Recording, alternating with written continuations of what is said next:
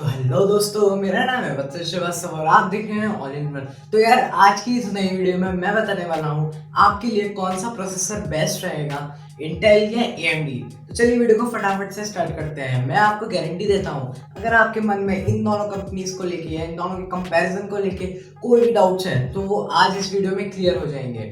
चलिए वीडियो को फटाफट से स्टार्ट करते हैं। वीडियो स्टार्ट करने से पहले मैं आपको ये बताना चाहूँगा, अगर आपने मेरे चैनल को सब्सक्राइब नहीं किया है तो कर लीजिए और बेल आइकन को भी प्रेस कर लीजिए। चलिए स्टार्ट करते हैं।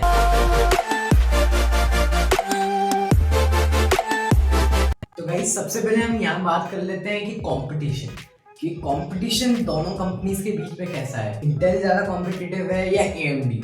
अब देखो, सीधी सी बात है, आपको भी पता है, मुझे भी पता है कि इस समय में लोग जो है क्या सबसे ज़्यादा बाय करते हैं। Of course AMD. क्यों? क्योंकि वो लोग के लिए ज़्यादा से ज़्यादा वैल्यू फॉर मनी प्रोवाइड करता है और करेगा। और मुझे नहीं लगता कि इंटेल ये चीज़ करता है। क्यों? क्योंकि आप जैसे देख सकते हो, AMD आपको कम प्राइस में बहुत ही ज़्यादा अच्छी परफॉर्मेंस प्रोवाइड करता है और इंटेल वही परफॉर्मेंस देता है, लेकिन prices, oh my god. Prices की बात की है तो मैं आपको एक और पॉइंट बताना चाहूँगा, अवेलेबिलिटी का। अब देखो, 10 जनरेशन i5 में 10400 है, पहला CPU है। 10600, 10500 कहाँ पे है भैया? कितने सारे तुमने सीपीयूज निकाले हैं। AMD का देख लो, आप उनके 4 कोर से 16 कोर के मतलब सीपीयूज तक देखो, सबकी स्टॉक्स अवेलेबल है। मतलब R3, R5, R7, R9। तो इस पॉइंट से यही पता चलता है कि यार मतलब जो अवेलेबिलिटी है वो भी बहुत ज़्यादा बड़ा रोल प्ले करती है। एक जो सीपीयू है 10900 के, वो एक बहुत अच्छा सीपीयू है।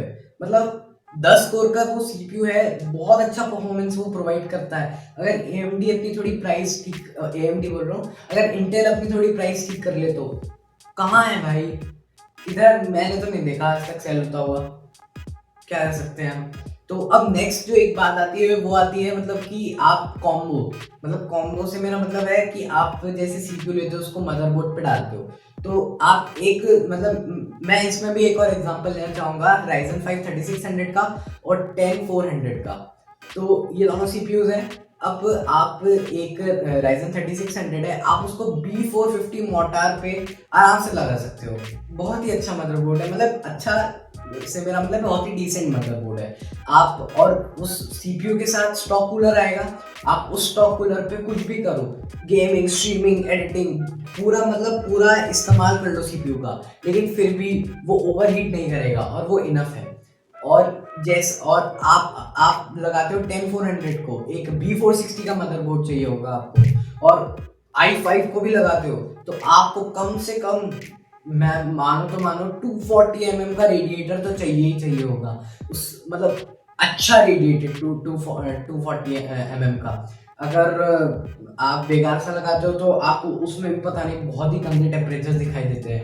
और मैंने मदरबोर्ड की बात की है तो मैं ओवरक्लॉकिंग की भी बात करना चाहूँगा कि ओवरक्लॉकिंग का सपोर्ट किस प्लेटफॉर्म में ज़्यादा अच्छा है, जो कि साफ साफ दिखता है AMD में। क्योंकि AMD जो है वो आपको अपने हर सीपीयू में, मतलब ऑलमोस्ट सारे सीपीयूज में ओवरक्लॉकिंग का सपोर्ट देता है। उनके सीपीयूज अनलॉक्ड होते हैं, आप उनको आगे फर्दर पुश कर सकते हो। और इंटेल में वो अपने सिर्फ K सीरीज के ही सीपीयूज में ओवरक्लॉकिंग का सपोर्ट देते हैं, और उन K सीरीज के मतलब सीपीयूज को चलाने के लिए भी आपको Z सीरीज का मदरबोर्ड चाहिए होगा, जो कि बहुत महंगा आता है। अब आप मेरी एक बात सुनो, आप i5 के साथ तो मतलब कोई इतना महंगा मदरबोर्ड पेयर नहीं करोगे ना, कोई बजट मदरबोर्ड ही पेयर करोगे, तो ये भी बहुत बड़ा चीज़ हो जाती है। और अब थोड़ी टेक्निकल बात करूँ तो उनका आर्किटेक्चर, इंटेल का जो आर्किटेक्चर है वो पता नहीं सालों से अपने 14 नैनोमीटर पे बैठे हुए हैं, और AMD आ चुका है 7 नैनोमीटर पे। और लेकिन इस चीज़ में भी इंटेल की मतलब दाद देनी पड़ेगी कि मतलब उनका 14 नैनोमीटर भी इतना रिफाइंड है कि वो आज भी AMD को compete करता है। और लेकिन ये एक कौन कब बन जाता है, जब पावर कंजम्पशन की बात आती है। इंटेल की सीपीयूज, अरे भाई साहब कितनी पावर कंज्यूम करते हैं, और वहीं AMD के वो बहुत ही पावर एफिशिएंट होते हैं। इंटेल के बहुत ज़्यादा पावर कंजम्पशन रहती है, इसी वजह से उनके टेम्परेचर्स भी इतने हाई होते हैं। अब नेक्स्ट पॉइंट जो है वो है सॉकेट का।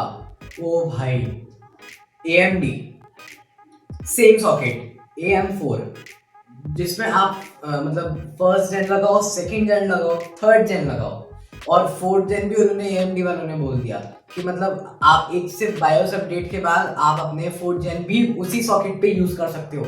और इंटेल अपने मतलब सॉकेट ही चेंज कर दिया।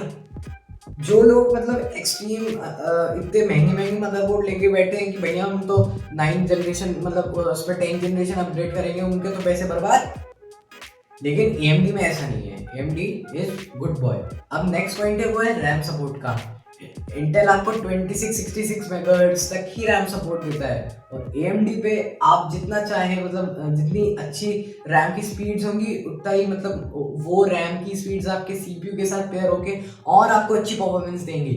लेकिन इंटेल की CPUs में सिर्फ आप 2666 मेगाहर्ट्ज की फ्रीक्वेंसी को यूज कर सकते हो, और 2666 फ्रीक्वेंसी की रैम अवेलेबिलिटी में आप देख ही सकते हो बहुत कम होती हैं। और अगर आपको 2666 नहीं मिली तो आप क्या लोगे, 3000 लोगे, 3200 लोगे। लेकिन फिर आप अगर उसको इंटेल की CPU के साथ लगाओगे तो आपकी मतलब पैसे तो वेस्ट ही हो रहे हैं ना, एक्स्ट्रा मतलब जो आप उन फ्रीक्वेंसी की मतलब वो दे रहे हो तो वो तो वेस्ट ही हो रहा है। मैं ऐसा नहीं कहूंगा कि इंटेल पे 3000 वाले चलेगी नहीं, लेकिन वो अपने आप को डाउन क्लॉक कर लेगी। मतलब अब वो है 3000 मतलब 3000 मेगाहर्ट्ज की, लेकिन वो चलेगी 2666 पे, क्योंकि CPU से इतने के सपोर्ट करता है। और अभी जो i7 आया है वो भी सिर्फ 2933 मेगाहर्ट्ज को सपोर्ट करता है। भाई इंटेल को कुछ नहीं बोल सकते। तो लास्ट में मैं आपको एक कंक्लूजन देना चाहूंगा कि आपको क्या चीज बाय करनी चाहिए। देखो, AMD मेजॉरिटी ऑफ द लोग AMD ही बाय करेंगे, क्योंकि AMD गेमिंग, स्ट्रीमिंग, एडिटिंग सब में ही अच्छी परफॉर्मेंस देता है। अगर आपको सिर्फ गेमिंग करनी है तो भी आप AMD ही लो, और क्योंकि इंटेल है वो बहुत ही कॉस्टली है। इंटेल से वो लोग लेते हैं मतलब जो बहुत पहले से इंटेल यूज करते हुए आ रहे हैं, या फिर उन लोगों के पहले जो AMD के CPUs हुआ करते थे वो बहुत ही ज़्यादा ओवर हीट हुआ करते थे। तो कुछ लोगों को लगता है कि भैया आज भी ऐसा होता है तो उनका कुछ नहीं कर सकते। या फिर जो मतलब अंबानी लोग हैं एकदम, वो बोलते हैं कि भाई इंटेल बस गेमिंग, हमको गेमिंग से मतलब है और कुछ भी नहीं चाहिए। लेकिन आपको भी पता है जो बंदा गेमिंग करता है वो YouTube पे भी आएगा, स्ट्रीमिंग भी करेगा, वो एडिटिंग भी करेगा, क्योंकि आजकल कोई सिर्फ प्योर गेमर नहीं होता, बहुत कम लोग होते हैं। तो मेरा ये मतलब है आप भी आज के समय में AMD ही कंसिडर करना, क्योंकि वो ज़्यादा वैल्यू फॉर मनी ऑफर करता है। तो गाइस, मैंने आपको समझाया कि कौन सा आपके लिए बेटर रहेगा इस वीडियो में, AMD या इंटेल।